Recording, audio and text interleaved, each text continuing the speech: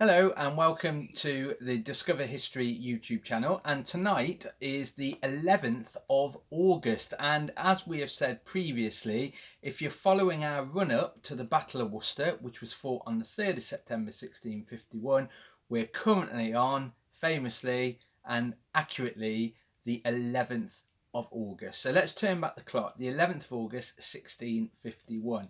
Well, Charles's army has actually just arrived outside Lancaster, so they are doing very well at going through the north of England.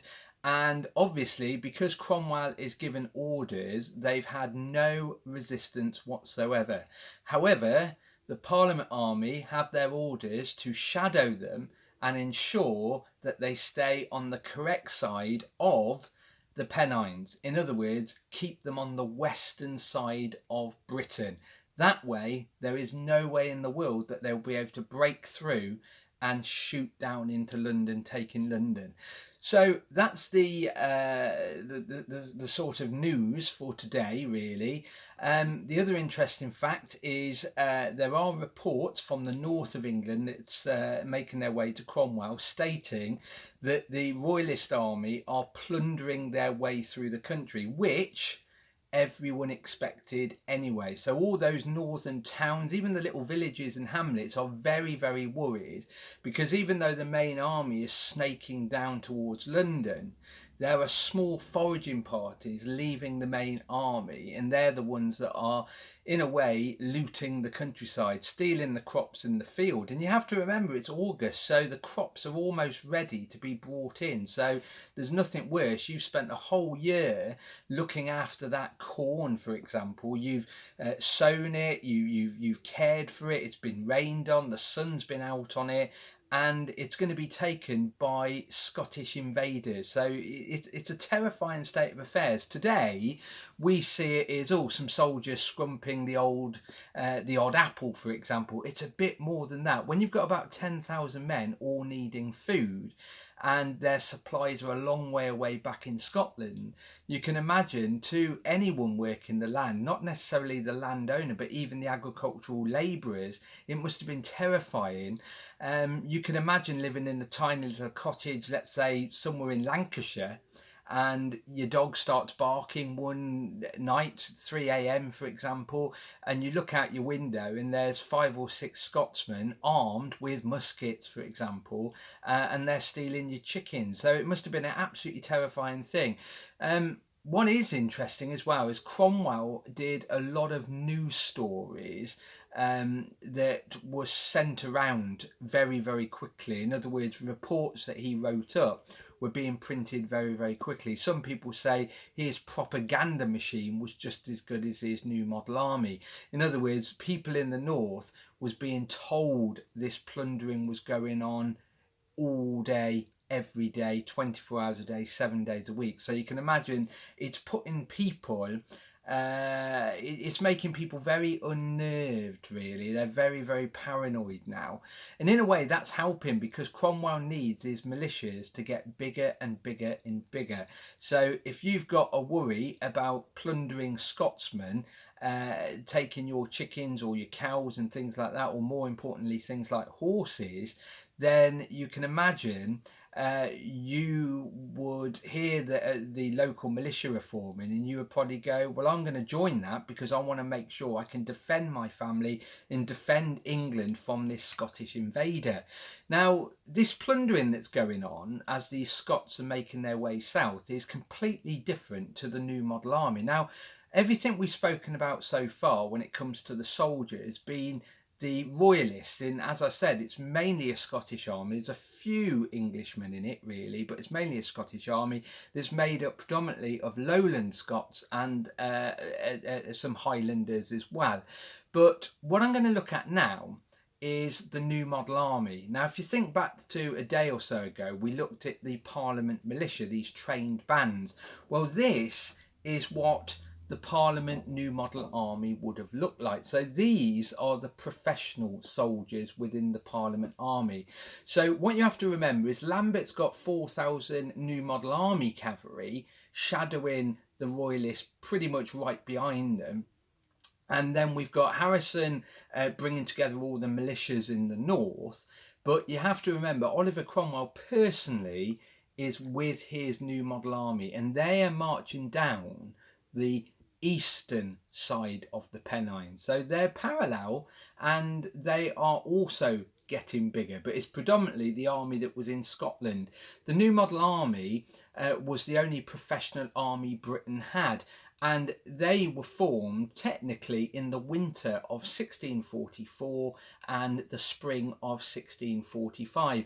And it was really an idea that came together by a man called Sir Thomas Fairfax. He's the main man, and also Oliver Cromwell. And it was down to the fact that they sat down in that winter of 1644-45, and they actually stated that the war, this horrible civil war, would probably go on and on and on. It has been already from 1642, and that was down to the fact that both armies were made up of these militias, these trained bands. So there was no standing army. Britain had never had a standing army, really. So therefore, when a battle was taking place, like Edge Hill or Marston Moor, the armies were literally local soldiers that had come together. They fight a battle and then they go home again. That's all it was, really. So Oliver Cromwell in Fairfax actually stated that there was a need for a full-time professional force, and they formed it, and they said it was a newly modelled army, hence why it was called the New Model Army. For a long time, the Royalists, especially in the early days of 1645, took the mick and said this is just a fad, and he actually stated at one point it was called the New Noggle Army. They were really taking the mick out of this so-called professional army. But the New Model Army was professional. Cromwell in Fairfax had listed all the things that need to happen, and one of the main things was that the army needed to be very well trained. These were not people that came together once a month. These were going to be soldiers that trained on a regular basis. They were also going to get paid, which guaranteed that they stayed where they are and didn't run away. So they were going to get their, for example, infantry rate of pay, 8p a day. They were also going to be given standardised weaponry. In other words, the muskets would all be made in a specific type, the pikes would all be a certain length, even the armour, even though it was in decline, would all be of the standard type, and even down to the fact that they were getting a ration of food every single day on top of their pay. So it was a big thing: bread, cheese, meat and beer. But the most distinguishing feature has to be the red coat. Now, at Naseby in 1645, that was really the first outing for the New Model Army. We know that a lot of the New Model Army at that point had not received their red jacket, but we know by the Battle of Worcester in 1651 it was standard. So therefore you would have identified the Parliament Army literally by their red coats, as you can see here with this soldier. And the big thing with the New Model Army, because they're getting paid and they're also getting rations, they're not going to plunder. Oliver Cromwell actually issued a very strict order when his army left Scotland, or even when they were in Scotland, that they would pay their way. In other words, they would not plunder from the locals, they would pay for everything they needed. So if they needed, for example, horses, if they needed pigs or chickens or even crops in fields, they would pay the landowner for them, which really keeps the locals on side. Cromwell, very clever man, he wants this royalist army looked upon as an invading, marauding, riotous mob, basically, and it's the New Model Army, Oliver Cromwell's men, the Council of State of this country, because remember we've got no monarchy, they're the ones that are going to liberate the country of this horrible royalist force. Now, I'm not being siding with one side or the other here, but it's really a different war than the other two civil wars that took place. It's very different from 1642, for example. Most people, even royalists, for example, were now parliamentarians, because this force is a Scottish invading army. Now, one final thing I want to mention is the 11th of August is important because the Earl of Derby also lands in Lancashire. And the reason why he lands is because he's been living on the Isle of Man. Now, after the Second Civil War, the Earl of Derby, along with his personal army, royalist by the way, had actually fled to the Isle of Man. And because they knew Charles was making his way down to London, the Earl of Derby today in 1651 lands in Lancashire to try and link up with Charles. It hasn't happened yet, but it's only a matter of hours or maybe even days before they meet up. If that happens, there would be an extra 300 men, Englishmen by the way, 300 Englishmen, royalists, joining Charles's army.